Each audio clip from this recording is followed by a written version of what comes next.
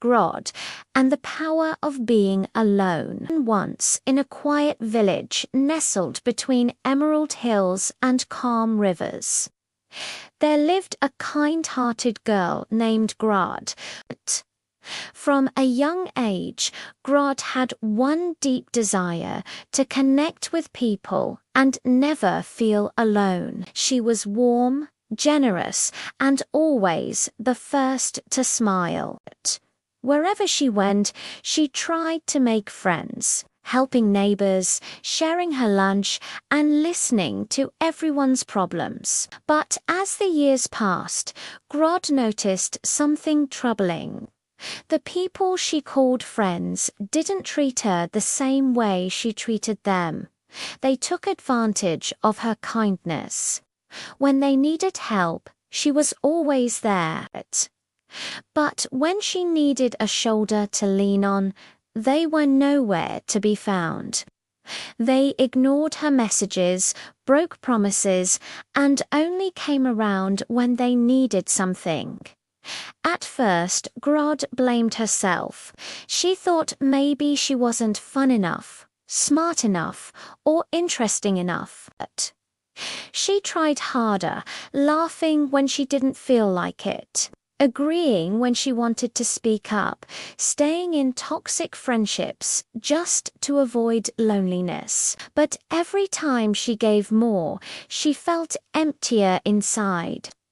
One evening, after yet another broken promise by someone she thought cared, Grodd sat by the riverside in tears. The gentle water flowed silently, the sky above painted with stars. In that silence, something clicked inside her. Why am I chasing people who don't even look back at me? She asked herself. Why am I so afraid of being alone? And for the first time in her life, Grodd made a decision that changed everything. She would stop chasing. She started spending time alone. At first, it was difficult. The silence felt loud. The emptiness felt unbearable. But slowly, she began to notice things she had never paid attention to before. The sound of birds in the morning, the warmth of the sun, the joy in painting, writing, and walking alone. She read books that made her think, wrote down her thoughts and dreams, and began to understand who she really was. Not the girl trying to please everyone, but a strong, thoughtful, creative soul.